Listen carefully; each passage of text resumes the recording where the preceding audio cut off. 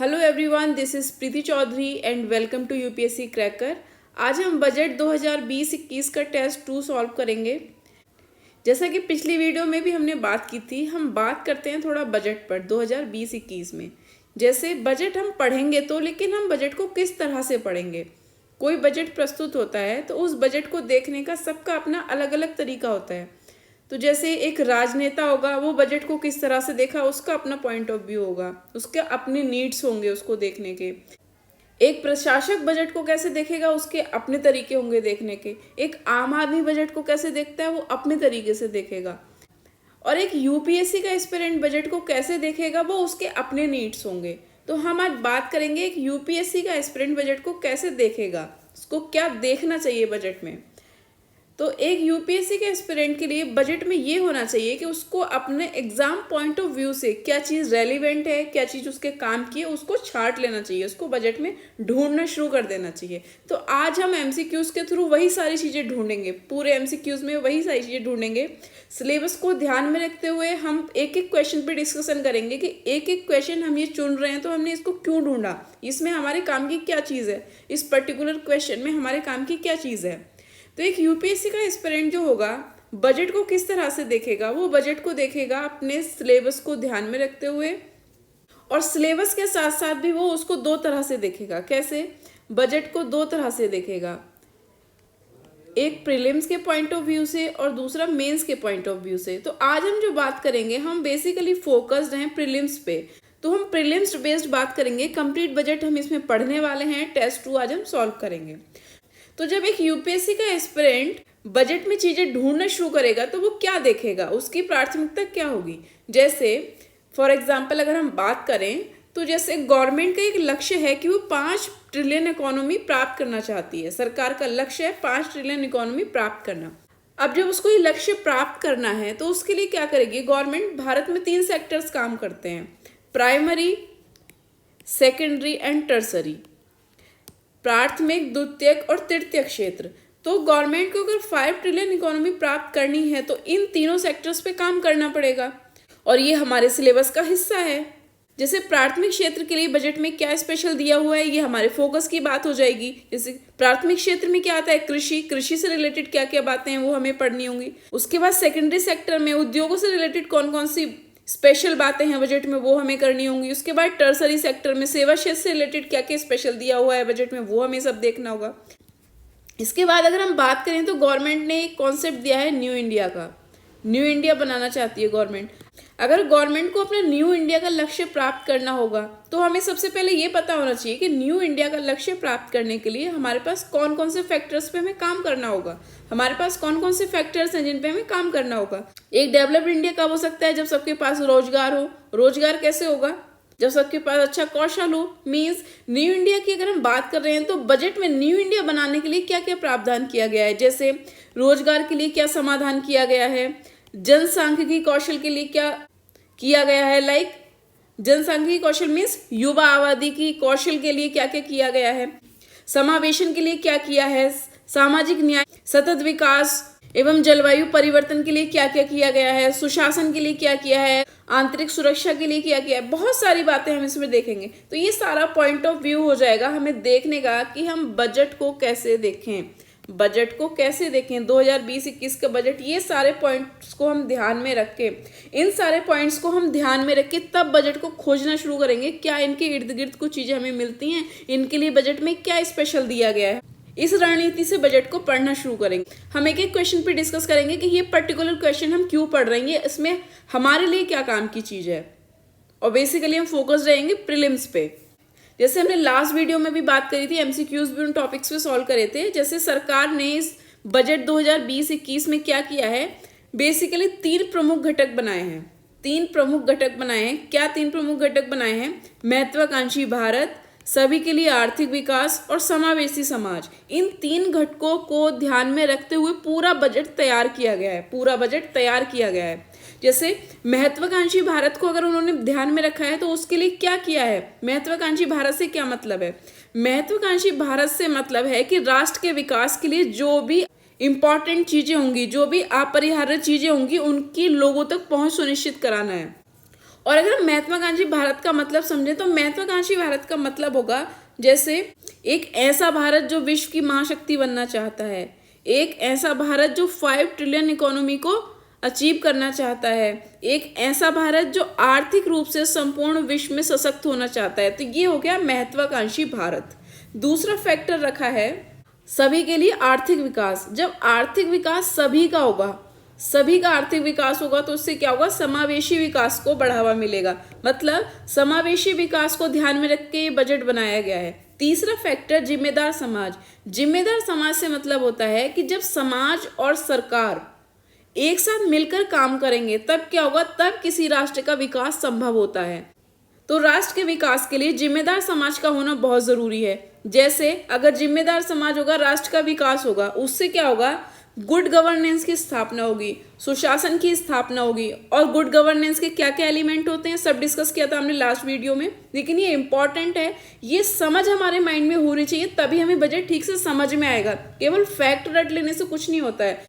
जब हम बजट की बात करेंगे तो उसमें तो फैक्ट्स ही मिलेंगे हमें कि इतना इसके लिए आवंटन हो गया, इसके लिए ये आवंटित हो गया, इसके लिए आवंटित हो गया। आवंटित ही तो होती हैं सारी चीजें इसमें, तो वो फैक्ट्स की बात हो जाएगी अंदर। लेकिन यहाँ हमें क्या होता है, बेसिकली हमें ये समझ जनरेट करनी होगी कि बजट हमारे लिए कैसे इंपॉर्टेंट हो जाता है, कहाँ हम उसको मेंस में यूज कर सकते हैं, क्वेश्चन आते हैं, कहाँ हम उसको प्रीलिम्स में यूज कर सकते हैं। तो हमें हमें अपना नजरिया बनाना होगा कि किस नजरिए से हम इसको देखें, बजट हमारे लिए किस तरह से इंपॉर्टेंट होता है, हमारी नीड्स को कैसे फुलफिल करेगा। और हमारी नीड्स क्या है, हमारी नीड्स है यूपीएससी का सिलेबस या हमारा जो स्टेट पीएससी का सिलेबस, तो हम उसके अकॉर्डिंग देखेंगे। हम बात कर रहे हैं जिम्मेदार समाज की। जिम्मेदार समाज में हम सुशासन की बात कर रहे थे, तो सुशासन के क्या क्या एलिमेंट होते हैं। सुशासन में जैसे विधि का शासन, मतलब कानून का शासन स्थापित हो, इसलिए सुशासन जरूरी होता है। दूसरा, कानून द्वारा संचालित और कानून द्वारा बाधित लोग व्यवहार करें। इसके अलावा पारदर्शिता हो, ट्रांसपेरेंसी हो, हर चीज में जवाबदेहिता हो, सहभागिता हो, दक्षता हो, मितव्ययिता हो और सिविल समाज और सरकार के बीच में सहयोग बने, तब क्या हो सकता है, एक गुड गवर्नेंस की स्थापना होगी। गुड गवर्नेंस की स्थापना होगी। अब जब इन 3 प्रमुख घटकों को याद में रख के, ध्यान में रख के, आधार बना के बजट बनाया गया है, तो अब जो सबसे पहले गवर्नमेंट के आगे चुनौती आती है वो 3 तरह की सबसे बड़ी चुनौती है इंडियन इकोनॉमी के सामने। सबसे बड़ी चुनौतियां कौन सी है कि भ्रष्टाचार मुक्त शासन बनाना है, भ्रष्टाचार मुक्त शासन बनाना है। इससे क्या होगा, इससे गुड गवर्नेंस की स्थापना होगी। इसके अलावा नीति निर्देशित और सक्षम शासन बनाना है, नीति निर्देशित हो और सक्षम शासन हो, इससे समावेशन आएगा। तीसरी चुनौती है एक मजबूत वित्तीय क्षेत्र होना चाहिए भारत के पास। मजबूत वित्तीय क्षेत्र कैसा, इसमें बैंकिंग और गैर बैंकिंग जितनी भी संस्थाएं हैं उनका जैसे एनपीए दूर करना हो। तो ये 3 चुनौतियां हैं गवर्नमेंट के सामने, इंडियन इकोनॉमी के सामने जो 3 बड़ी चुनौतियां हैं। इन 3 बड़ी चुनौतियों से लड़ना है गवर्नमेंट को। तो ये 3 आधार क्या क्या हमें इसमें सर्च करना है, इन 3 आधारों के बेसिस पे क्या क्या स्पेशल बजट में दिया हुआ है, हम इन्हीं टॉपिक्स पे आगे बात करेंगे। तो एक एक क्वेश्चन में आप सर्च करेंगे कि एक पर्टिकुलर क्वेश्चन हम पढ़ रहे हैं तो उसका हमारे लिए क्या इंपॉर्टेंस है। पूरा सिलेबस को ध्यान में रखते हुए हम एक एक क्वेश्चन पढ़ेंगे। तो स्टार्ट करते हैं। अब सबसे पहले हमारा क्वेश्चन सॉल्व करने का क्या तरीका होता है। हमारा क्वेश्चन सॉल्व करने का सीधा तरीका सिर्फ ये है कि सबसे हम पहले क्वेश्चन को पढ़ेंगे, उसके बाद उसमें क्या पूछा है, क्वेश्चन में कीवर्ड को अंडरलाइन कर देंगे और क्या पूछा है उसको अंडरलाइन कर देंगे। क्वेश्चन कह रहा है बजट 2020-21 के संबंध में निम्नलिखित कथनों पर चर्चा कीजिए। क्या कह रहा है, बजट 2020-21 के संबंध में निम्नलिखित कथनों पर चर्चा करनी है। क्या पूछा है, निम्नलिखित में से कौन सा कथन सत्य है, सत्य पे अंडरलाइन कर देंगे। कुछ भी हो जाए, क्वेश्चन नहीं आ रहा है, गलत हो जाए, इतना अफसोस नहीं होगा, लेकिन ये सत्य असत्य के चक्कर में क्वेश्चन बिल्कुल गलत नहीं करना है, बिल्कुल ध्यान रखना है। इसलिए सबसे पहले अंडरलाइन कर देना है कीवर्ड क्या पूछा है और क्या सत्य पूछा या सत्य। कीवर्ड इसलिए, इसमें तो कीवर्ड डायरेक्ट दिया हुआ है, कुछ क्वेश्चंस आगे आएंगे जिसमें पर्टिकुलर कीवर्ड दिया होगा, हम आगे सॉल्व करेंगे। जैसे स्कीम का नाम है, कुछ भी है, तो उससे ये ध्यान रहता है माइंड में कि हाँ इसके रिगार्डिंग हम इन ऑप्शंस को पढ़ रहे हैं, इन ऑप्शंस को पढ़ रहे हैं। तो क्वेश्चन कह रहा है बजट 2020-21 के संबंध में निम्नलिखित कथनों पर चर्चा कीजिए। पहला ऑप्शन है जीरो बजट प्राकृतिक खेती को शामिल किया गया है। मींस बजट 2020-21 में जीरो बजट प्राकृतिक खेती को शामिल किया गया है नहीं, ये बताना है। दूसरा, सिंचाई के लिए वर्षा जल आधारित क्षेत्रों में एकीकृत खेती प्रणाली का विस्तार करने का प्रावधान है। तीसरा ऑप्शन है जैविक खेती पोर्टल के माध्यम से जैविक उत्पादों के राष्ट्रीय बाजार को मजबूत बनाने का प्रावधान है। तो बताना है निम्नलिखित में से कौन सा कथन सत्य है, बताइए।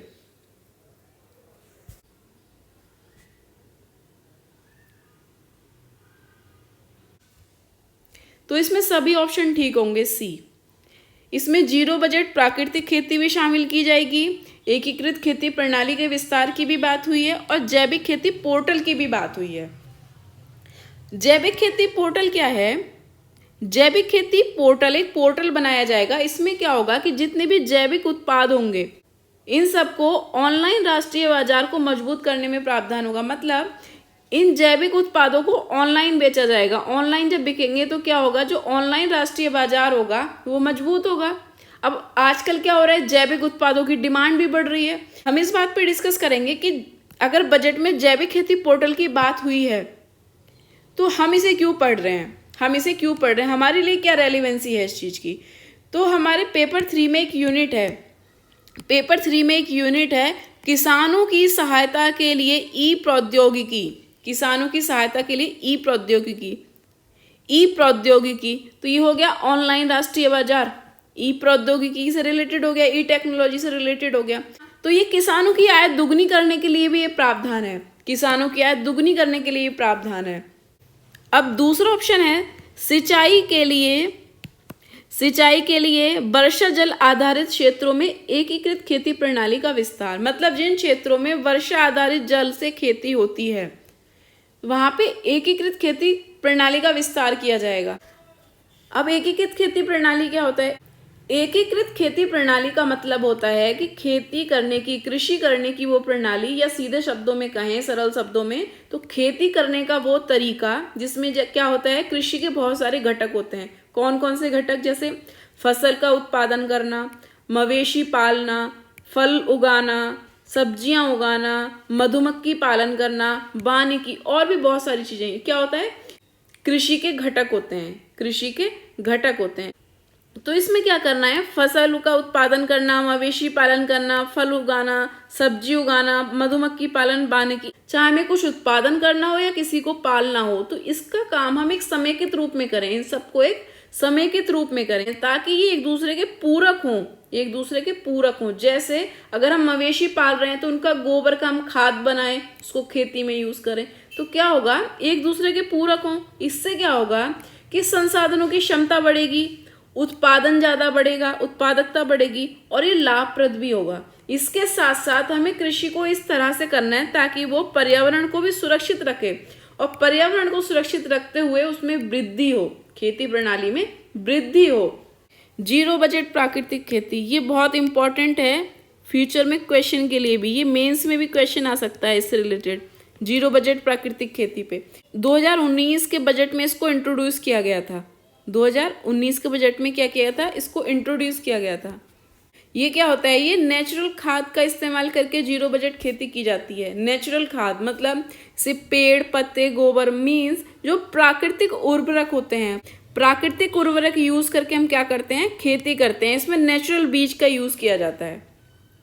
तो पहला और दूसरा पॉइंट हमने क्यों पढ़ा है, क्योंकि पेपर 3 में एक यूनिट है, देश के विभिन्न भागों में फसलों का पैटर्न और सिंचाई के विभिन्न प्रकार एवं सिंचाई प्रणाली। तो इसको ध्यान में रखते हुए हमने ये 2 पॉइंट्स पढ़े हैं, और ये किसानों की सहायता के लिए ई प्रौद्योगिकी, इसलिए हमने ये टॉपिक पढ़ा है। ये हमारी रेलिवेंसी होती है। तो ये तरीका होता है बजट को देखने का, बजट को पढ़ने का। इस तरह से हमें पूरा बजट पढ़ना है, तभी हमें समझ में भी आएगा। जब हम एक एक चीज से चीजें लिंक करते चले जाते हैं, सिलेबस को कनेक्ट करते चले जाते हैं, तभी हमें पूरा सिलेबस भी समझ आता है और ये चीजें तभी समझ में आएंगी।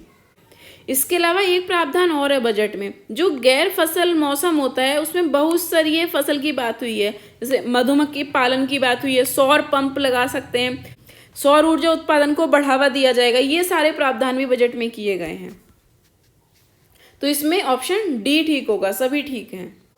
नेक्स्ट क्वेश्चन इज पीएम कुसुम योजना के संबंध में निम्नलिखित कथनों पर चर्चा कीजिए।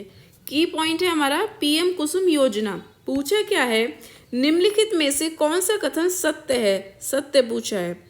ऑप्शन दिया है, इसका उद्देश्य सौर ऊर्जा पंपों के माध्यम से किसानों को जल सुरक्षा प्रदान करना है। पीएम कुसुम योजना का उद्देश्य क्या है, सौर जल पंपों के माध्यम से किसानों को जल सुरक्षा प्रदान करना है। क्या ऐसा है, ये पूछा है। दूसरा ऑप्शन दिया है, नवीन और नवीकरणीय ऊर्जा मंत्रालय, मंत्रालय हम पीआईबी वाली सीरीज में बहुत डिस्कस करते हैं, के अंतर्गत इस योजना के तहत सरकार किसानों को अपनी भूमि पर सौर संयंत्र लगाने के लिए सब्सिडी प्रदान करती है। तीसरा ऑप्शन है, योजना के तहत 15 लाख किसानों को सौर ऊर्जा पंप लगाने में मदद का प्रावधान है। बजट में, मतलब ये बजट में 15 लाख किसानों को सौर ऊर्जा पंप लगाने में मदद का प्रावधान है। तो बताइए निम्नलिखित में से कौन सा कथन सत्य है।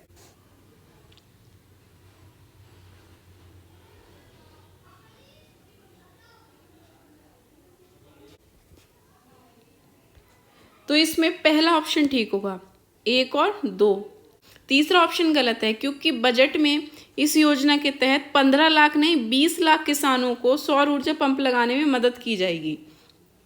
और इस पीएम कुसुम योजना के तहत इसका उद्देश्य क्या है, सौर जल पंप के माध्यम से क्या होगा, इन पंपों के माध्यम से किसानों को जल सुरक्षा प्रदान की जाएगी। मतलब खेती जब सूखती है, पानी की आपूर्ति नहीं हो पाती है, या किसी पे ट्यूबवेल अवेलेबल नहीं है, कहीं बिजली नहीं है, तो सौर पंपों के माध्यम से वो क्या कर सकते हैं, सिंचाई कर सकते हैं।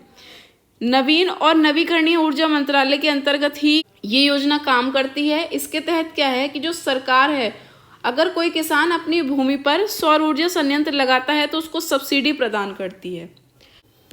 अब ये पीएम कुसुम योजना क्या है, पीएम कुसुम योजना है प्रधानमंत्री के फॉर किसान ऊर्जा सुरक्षा उत्थान महाअभियान, ये इसकी फुल फॉर्म है, इसको भी आप याद कर लीजिएगा। ये योजना बेसिकली 2018-19 के जो बजट आया था उसमें इंट्रोड्यूस की गई थी। इसका उद्देश्य क्या है, किसानों की जल आपूर्ति कराने, और क्या है, किसानों को सौर ऊर्जा संयंत्र लगाने की दृष्टि से ये इम्पोर्टेंट है। अब इसमें बजट में क्या कहा है, बजट में कहा है कि 20 लाख किसानों को सौर ऊर्जा पंप लगाने में मदद की जाएगी। इसके अलावा 15 लाख किसानों को ग्रिड से जुड़े हुए पंप सेटों को सौर ऊर्जा से चलाने में मदद की जाएगी। वो संयंत्र क्या हो, सौर ऊर्जा से चल सकें, इसलिए उनकी मदद की जाएगी 15 लाख किसानों की। ये योजना इस बार के पीटी के लिए इम्पोर्टेंट है। पीटी के लिए इम्पोर्टेंट क्यों है, ऐसा मैं किस बेस पे बोल रही हूँ, मेरे पास क्या आधार है ये बात बोलने का। 2016 में क्वेश्चन आया है, प्रधानमंत्री फसल बीमा योजना, मृदा स्वास्थ्य कार्ड भी पूछ चुका है, तो पीएम कुसुम योजना इसलिए इम्पॉर्टेंट हो जाती है। कोई क्वेश्चन, कोई टॉपिक हमारे लिए कैसे इम्पॉर्टेंट हो जाता है, ये यूपीएससी में कैसे पता लगाते हैं, हम लास्ट ईयर के क्वेश्चन पेपर्स देख के हम उसका आधार बनाते हैं और उसी बेसिस पे बोलते हैं कि कौन सी चीज़ कितनी इंपॉर्टेंट हो जाती है, इसलिए ये इंपॉर्टेंट हो जाता है। क्यों पढ़ा है हमने ये, प्रत्यक्ष और अप्रत्यक्ष कृषि सहायता यूनिट है पेपर 3 में, यूनिट 5 प्रत्यक्ष और अप्रत्यक्ष कृषि सहायता। तो ये प्रत्यक्ष कृषि सहायता प्रोवाइड कराई जा रही है किसानों को सौर ऊर्जा पंप लगाने के माध्यम से, इसलिए इम्पॉर्टेंट हो जाता है। और इसमें पहला ऑप्शन ठीक होगा, 1 और 2। नेक्स्ट क्वेश्चन है, ग्राम भंडारण योजना के संबंध में निम्नलिखित कथनों पर चर्चा कीजिए। कीवर्ड क्या है, ग्राम भंडारण योजना, और पूछा है निम्नलिखित में से कौन सा कथन सत्य है, सत्य बताना है। ग्राम भंडारण योजना के संबंध में ऑप्शन दिए हैं। पहला ऑप्शन है, किसानों के लिए भंडार व्यवस्था द्वारा उत्पादों पर लॉजिस्टिक लागत कम करने की पहल है। दूसरा ऑप्शन है, वेयर हाउस विकास एवं नियामक प्राधिकरण भंडार गृहों की स्थापना के लिए नियम बनाएगा। तीसरा ऑप्शन है, नाबार्ड द्वारा कृषि भंडारों, कोल्ड स्टोरों तथा प्रशीतन वैन सुविधाओं का नक्शा बनाना और उनकी जियो टैगिंग करने का प्रावधान है बजट 2020-21 में। तो बताइए निम्नलिखित में से कौन सा कथन सत्य है।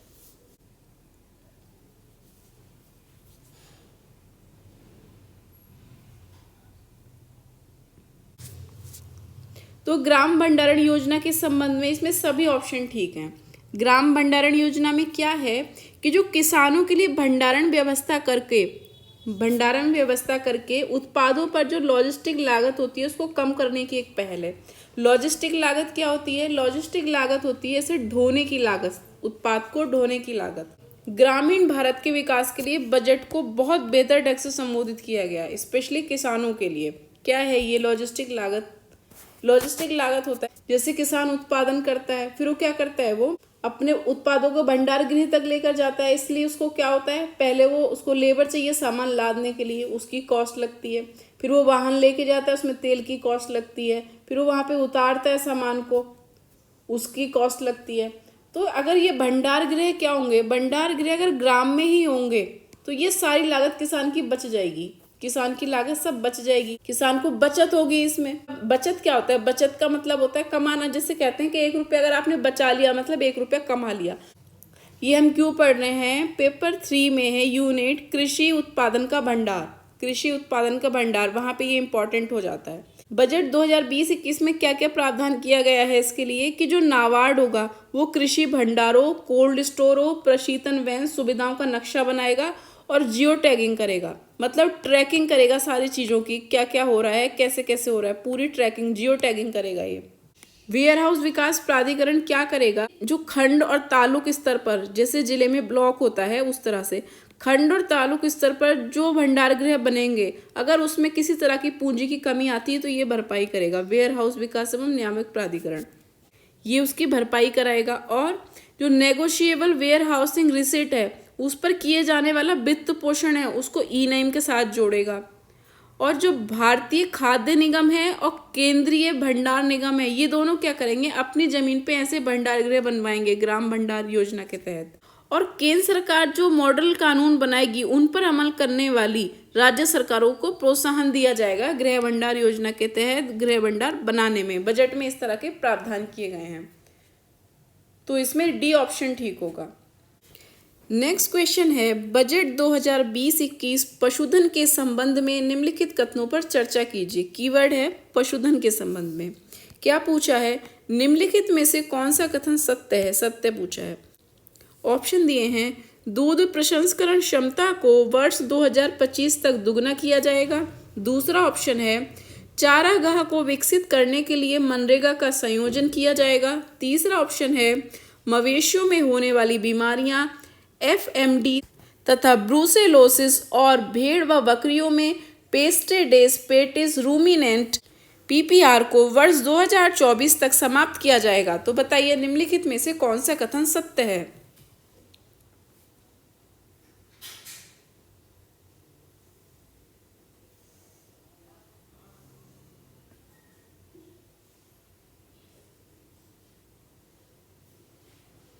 इसमें केवल पहला ऑप्शन ठीक होगा, 1 और 2। मवेशियों में होने वाली बीमारियां FMD, ब्रूसेलोसिस और भेड़ बकरियों में होने वाली पेस्टेडेस पेटिस रूमिनेंट PPR को वर्ष 2024 तक नहीं बल्कि 2025 तक समाप्त करने का प्रावधान है, इसलिए तीसरा ऑप्शन गलत हो जाता है। अब इसमें क्या कहा है कि दूध प्रसंस्करण क्षमता को 2025 तक दुगना करना है। खाद्य प्रसंस्करण की बात हो रही थी, उसको बढ़ावा देने के लिए। इसके अलावा चारागाह को विकसित करने की बात है। चारागाह खत्म होते चले जा रहे हैं, क्या हो रहा है, चारागाह की जगह खेत बनते चले जा रहे हैं। तो अब इस योजना के तहत क्या होगा, इसमें क्या प्रावधान है कि जो पंचायत की जमीनें हैं, पंचायत की जमीनों को चारागाह में बदला जाएगा। इस तरह की योजना है। ये ग्रामीण विकास को कितनी बारीकी से इन्होंने बिल्कुल ध्यान दिया है, छोटी छोटी चीज़ों पे काम करना है। जब हम छोटी छोटी चीज़ों को ध्यान रख के काम करते हैं तभी एक बड़ी योजना में सफल हो पाते हैं, बना पाते हैं। जैसे 25 की जगह 24 था, यही छोटी छोटी चीज़ें। अगर आपको ये छोटी सी चीज़ नहीं पता होगी तो क्वेश्चन गलत हो जाएगा। तो यही छोटी छोटी चीज़ों पे जब हम काम करते हैं तभी किसी बड़ी चीज़ में सफल होते हैं। अब ये क्वेश्चन वेरीफाई करते हैं, हमने ये क्वेश्चन क्यों पढ़ा है, क्योंकि पेपर 3 इकोनॉमी में एक यूनिट है पशुपालन संबंधित अर्थशास्त्र, इसलिए ये हमारे लिए इंपॉर्टेंट हो जाता है। इसमें ए ऑप्शन ठीक होगा। नेक्स्ट क्वेश्चन इज, बजट 2020-21 में स्वास्थ्य संबंधी निम्नलिखित में से कौन कौन से प्रावधान किए गए हैं। स्वास्थ्य संबंधी प्रावधान अंडरलाइन। पूछे क्या है, निम्नलिखित में से कौन सा कथन सत्य है, सत्य पूछा है। ऑप्शन दिया है, स्वास्थ्य संबंधित प्रावधान पूछे हैं। ऑप्शन है, प्रधानमंत्री जन आरोग्य योजना के लिए 6400 करोड़ रुपए का आवंटन किया गया है। दूसरा, जन औषधि केंद्र योजना के तहत वर्ष 2025 तक सभी जिलों में 2000 दवाओं और 300 शल्य चिकित्सा की व्यवस्था की जाएगी। तीसरा ऑप्शन है टीबी हारेगा देश जीतेगा अभियान के तहत वर्ष 2025 तक तपेदिक को समाप्त करने की प्रतिबद्धता है। तो बताइए निम्नलिखित में से कौन सा कथन सत्य है।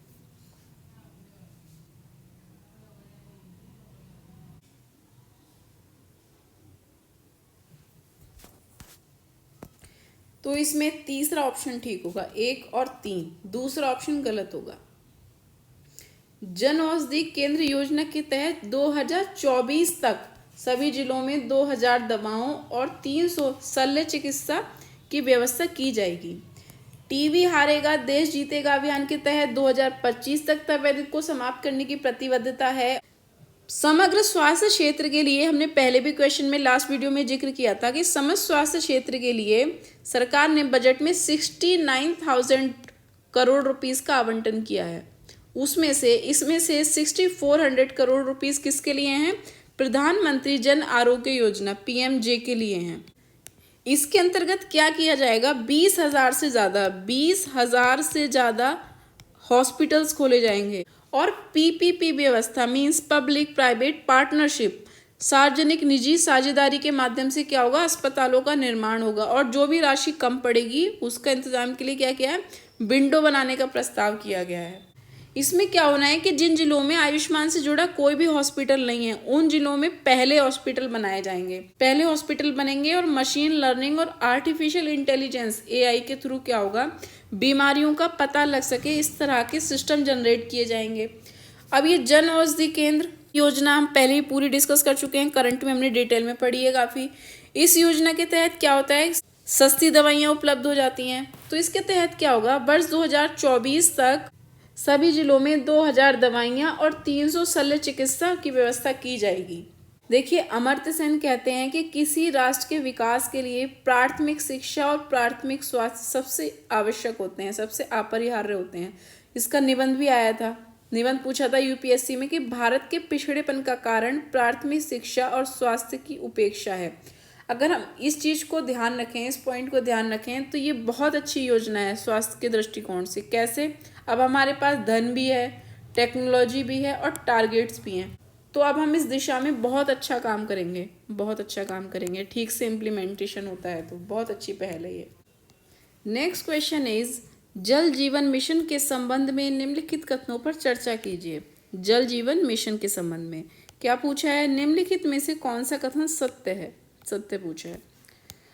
ऑप्शन दिया है इसके तहत वर्ष 2024 तक सभी घरों तक पाइप वाला जल पहुंचाने का लक्ष्य है। दूसरा ऑप्शन है स्थानीय जल स्रोतों की संख्या बढ़ाना, मौजूदा जल स्रोतों का पुनर्भरण और जल संचय तथा खारेपन को दूर करने का प्रोत्साहन देना है। तीसरा ऑप्शन है 20 लाख से अधिक आबादी वाले शहरों को इस लक्ष्य की प्राप्ति के लिए प्रोत्साहित करना है। तो बताइए निम्नलिखित में से कौन सा कथन सत्य है?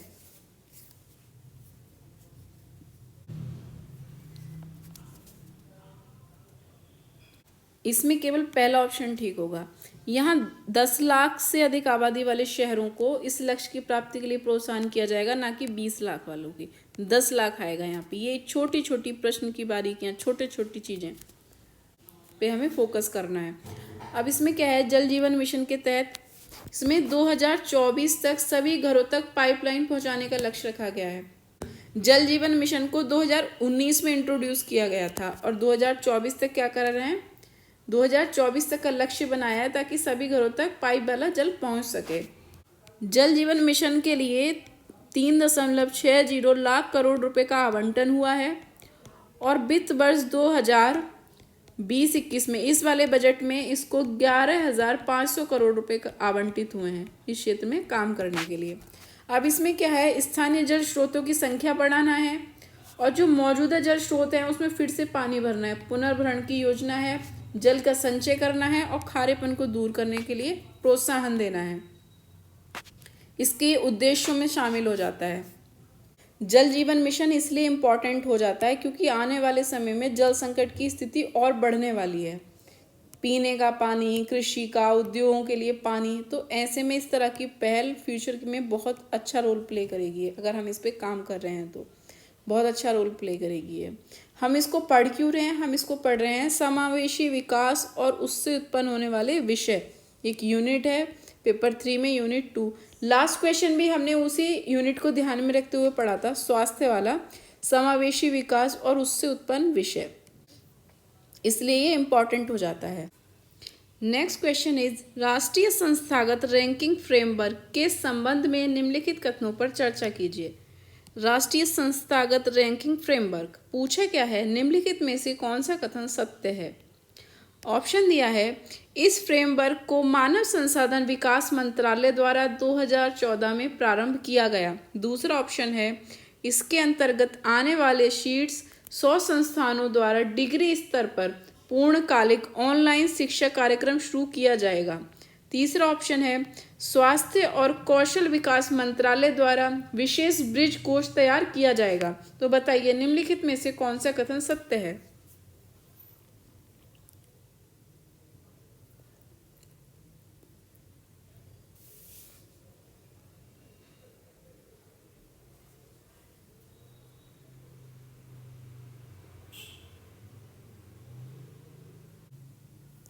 इसमें केवल दूसरा ऑप्शन ठीक होगा, 2 और 3। पहला क्यों गलत है?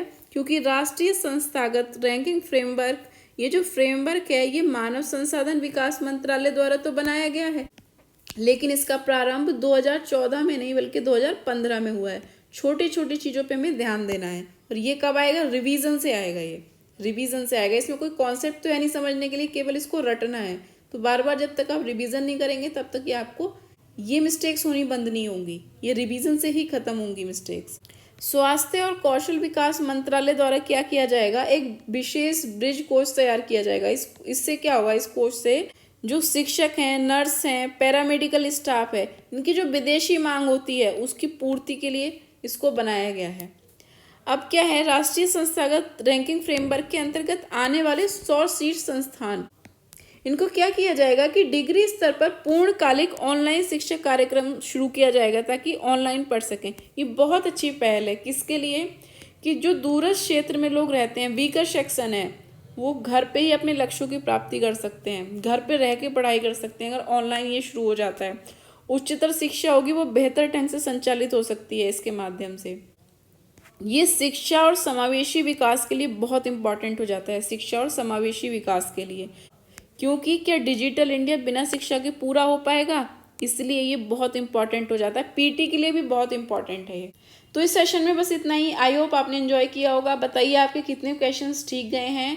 अब मिलते हैं नेक्स्ट वीडियो में कुछ नए क्वेश्चंस, कुछ नए कॉन्सेप्ट के साथ। स्वस्थ रहिए, पढ़ते रहिए, रिवीजन करिए। Thank you.